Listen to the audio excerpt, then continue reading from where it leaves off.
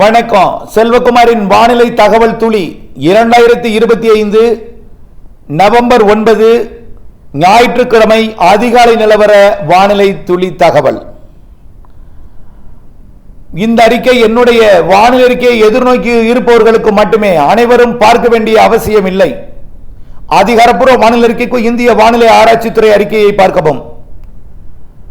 வானிலை அமைப்பு: குமரிக்கடல், மன்னார் வளைகுடா மற்றும் தென் தமிழ்நாட்டின் வளிமண்டலத்தில் நீடித்துக் கொண்டிருந்து காற்று சுழற்சி மேற்கு நோக்கி நகர்கிறது. நகர்ந்து கேரள கடலோரம் நீடித்துக் கொண்டிருக்கும். அடுத்த நிகழ்வு மத்திய வங்கக்கடல் பகுதியில் இருக்கக்கூடிய நிகழ்வு தெற்கு மற்றும் தென் மேற்கு வங்கக்கடல் பகுதியை இலங்கையை நோக்கி நகர்கிறது. அடுத்த நிகழ்வு அந்தமான் பகுதியிலிருந்து இலங்கையை நோக்கி நகரப்போகிற நிகழ்வோடு இணைந்து நீடிக்கும்.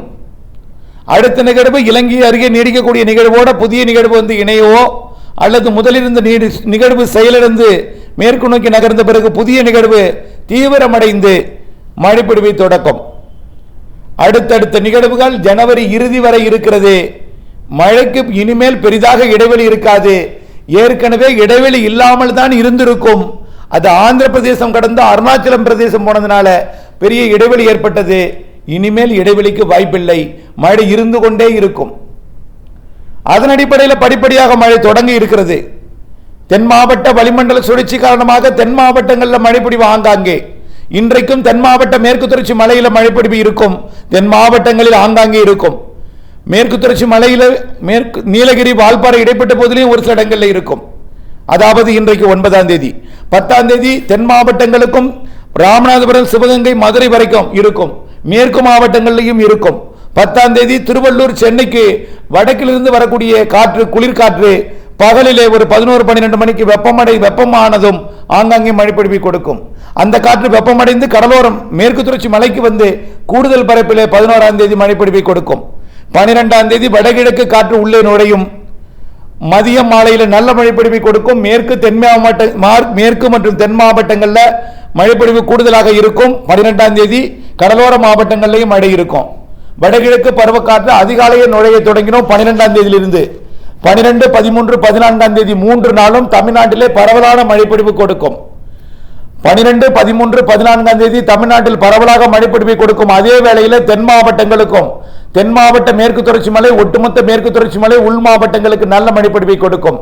கடலோரமும் கனமழைப்பொழிவை கொடுக்கும். தென்கடலோரம் டெல்டாவிற்கு கனமழை காத்திருக்கிறது. வடகடலோரமும் இருக்கிறது. ஆக படிப்படியாக மழைப்பொழிவு தீவிரமடைந்து 11, 11 விட 12 தீவிரமடையும். 12, 13, 14 நல்ல மழைப்பொழிவை கொடுக்கும். 15ஆம் தேதி கொஞ்சம் தீவிரம் குறைந்திருந்தாலும் மழை ஆங்காங்கே இருந்து கொண்டிருக்கும். அடுத்த நிகழ்வோடு இணைந்து மீண்டும் நெருங்கி வந்து 16, 17, 18 நவம்பர் 16, 17, 18, 19, 20, 21ஆம் தேதி வரை அந்த நிகழ்வு இலங்கை அருகேயும் பிறகு டெல்டா மாவட்டங்களுக்கு மிக நெருக்கமாக வந்து அமைந்தும் தமிழ்நாட்டின் அனைத்து மாவட்டங்களுக்கும் வலுவான வடகிழக்கு பருவமழையை கொடுத்து கொண்டிருக்கும். வரக்கூடிய 16லிருந்து 21ஆம் தேதி வரை பெரும்பாலான மாவட்டங்களுக்கு நல்ல மழைப்பொழிவை கொடுக்கும். அதே வேளையில் கடலோர மாவட்டங்களுக்கு கனமழைப்பொழிவை கொடுக்கும். டெல்டா மாவட்டங்கள், தென் மாவட்டங்களுக்கு மிக மழைப்பொழிவை கொடுக்கும். மேற்கு மாவட்டங்களுக்கும் அனைத்து மாவட்டங்களுக்கும் மழை உண்டு.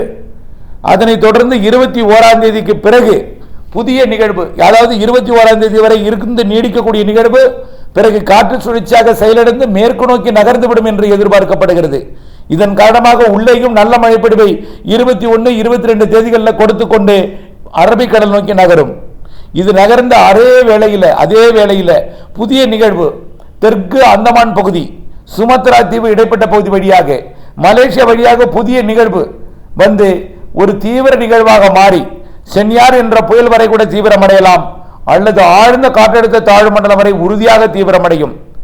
இனிமேல் தமிழ்நாட்டிற்கு வடக்கே நிகழ்வுகள் செல்லவே செல்லாது. 100% உறுதியாக அறிவிக்கலாம். இலங்கை அருகே வரும். டெல்டா மாவட்டங்களுக்கு நெருக்கமாக வரும். பிறகு இலங்கை அருகேயும் அடுத்தடுத்த நிகழ்வுகள் வந்து வடகடலோரம் வரைக்கும் கொஞ்சம் நகரலாம், தவிர வடகடலோரத்தை தாண்டி வடக்கே போய்விடாது. மத்திய மாவட்டங்கள் இலங்கை அருகே நீடித்துக் கொண்டிருந்து அனைத்து மாவட்டங்களுக்கும் மழைப்பொழிவை தரும். அடுத்த நிகழ்வு 700 கிலோமீட்டரில் இருக்கும் பொழுது அடுத்த நிகழ்வு 22, 23, 24, 25ஆம் தேதி மழைப்பொழிவை தொடக்கணும்.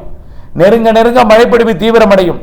23, 24, 25 மிக கன மழைப்பொழிவு அனைத்து மாவட்டங்களுக்கும் இருக்கிறது. பெயர் கொண்ட ஒரு புயலாக இருந்தாலும் மழை தரும் ஒரு நிகழ்வாகத்தான், நிறைய மழைப்பொழிவு தரும் நிகழ்வாக நிறைய நிறைய மழை பிடிப்பு தரும் நிகழ்வாக வரக்கூடிய 22, 23, 24, 25 தேதிகளில் அமையும். 23, 24, 25 நிறைய மழை பிடிப்பை தரும் என்று எதிர்பார்க்கப்படுகிறது. அது திருவள்ளூர் முதல் கன்னியாகுமரி வரைக்கும், கோடியக்கரை முதல் நீலகிரி வரைக்கும் அமையும். எல்லா மாவட்டங்களுக்கும் கர்நாடகா ஆந்திர எல்லையோரமும் தெற்கு கர்நாடகா, தெற்கு ஆந்திர பிரதேசம், கேரளாவிற்கும் புதுச்சேரி, காரைக்காலுக்கும் அந்த மழை பொழிவு கொடுக்கும். அதற்கு முன் இருக்கக்கூடிய வரக்கூடிய இந்த 11 to 14 வரை இருக்கக்கூடிய நிகழ்வு நல்ல மழை பொழிவை தரும். அது போதுமான மழையாக இல்லாவிட்டாலும் அடுத்தது 16ஆம் தேதியிலிருந்து 21ஆம் தேதி வரை வரக்கூடிய நிகழ்வும் நிறைய மழை பொழிவை தரும். அதை விட நிறைய மழை பொழிவு என்றால் அது 23, 24, 25 தேதிகளில் அமைய போகிற நிகழ்வு என்பதை நினைவில் கொள்ள வேண்டும். அந்த நிகழ்வு கரை கடந்த அரபிக்கடல் போன பிறகு அதுவும் மழைப்பொழிவை 26, 27, 28 தேதிகளில் கொடுத்து கொண்டுதான் இருக்கும். கிழக்கு காற்று வர மழைப்பொழிவை கொடுக்கும். அடுத்த நிகழ்வு 29ஆம் தேதியிலிருந்து அது டிசம்பர் 4, 5 தேதி வரை நிறைய மழைப்பொழிவை தரப்போகிறது. டிசம்பர் 3, 4 தேதிகளில் தமிழ்நாட்டு அருகே வந்து நிறைய மழைப்பொழிவை தரும். இப்படி அடுத்தடுத்த நிகழ்வுகள் டிசம்பர் மாதத்தில் 4 நிகழ்வு இருக்கிறது. ஜனவரியில் 3 நிகழ்வு இருக்கிறது. பல நிகழ்வுகள் வலுவான நிகழ்வாகவும் இருக்கிறது. பல நிகழ்வுகள் சிறு நிகழ்வாக இருந்தாலும் வலுவான மழை தரும் நிகழ்வாக இருக்கும். தமிழ்நாட்டை தாண்டி வடக்கே செல்லாது பெரும்பாலான நிகழ்வுகள் இலங்கை அருகே வந்து இலங்கை அருகே நீடித்து இலங்கைக்கும் தமிழ்நாட்டின் ஒட்டுமொத்த மாவட்டங்களுக்கும் அனைத்து மாவட்டங்களுக்கும் மேற்கு தொடர்ச்சி மலைப்பகுதிகளுக்கும் கர்நாடக எல்லையோரம் வரை எட்டி பிடித்து மழைப்பிடிப்பை கொடுக்கும். தொடக்கம் கடலோரமாக இருக்கும். பிறகு படிப்படியாக உள்ளே முன்னேறி மழைப்பிடிப்பை கொடுக்கும். படிப்படியாக மேற்கையும் வடமேற்கையும் மழைப்பிடிப்பை கொடுக்கும். கடலோரம் நிறைய மழைப்பிடிப்பை கொடுக்கும். குறிப்பாக வட இலங்கை, வடக்கு கிழக்கு மாகாண இலங்கையோட பகுதிகள் மற்றும் டெல்டா மாவட்டங்கள் அதனை சுற்றிக்கூடிய மாவட்டங்களுக்கும் வடகடலோரமும் நிறைய மழைப்பிடிப்பை தருவதற்கு தான் அதிக வாய்ப்பு இருக்கு. ஏற்கனவே நம்ம நீண்ட கால அறிக்கையில் சொன்னபடிதான் இலங்கை அருகே நிறைய நிகழ்வுகள் வந்து அமையும். இலங்கை சுமத்ரா இடைப்பட்ட பகுதியில் தான் வலிமையான நீரோட்டங்கள் வெப்பம் உயர்ந்திருக்கிறது. இனிமேல் நிகழ்வு எல்லாம் இலங்கை சுமத்ரா, தெற்கு அந்தமான், இலங்கை டெல்டா மாவட்டங்கள் முதல் தெற்கு அந்தமான் வரை இடைப்பட்ட பகுதியில் தான் நிகழ்வுகள் அமையும். புயல் அச்சம் வேண்டாம், காற்று அச்சம் வேண்டவே வேண்டாம். எல்லாம் மழை நிகழ்வுகள். மழைக்கு நாம் முன்னெச்சரிக்கை எடுக்க வேண்டும். இப்பொழுது நமக்கு தேவை மழை. மழை நீரை நிரப்பியதும் ஏரி குளங்களை நிரப்பியதும் அதற்கு பிறகு என்ன செய்யலாம், கூடுதல் நீரை என்பதை நீங்கள் திட்டமிட்டுக் கொள்ளுங்கள், முன்னெச்சரிக்கை எடுத்திருங்கள். இனிமேல் மழைக்கு பற்றாக்குறை இருக்காது, நிகழ்வுகளும் வரிசையாக வரும் என்பதை புரிந்து உணர்ந்து திட்டமிட்ட வேளாண்மை செய்திட அன்போடு கேட்டுக்கொள்கிறேன். நன்றி.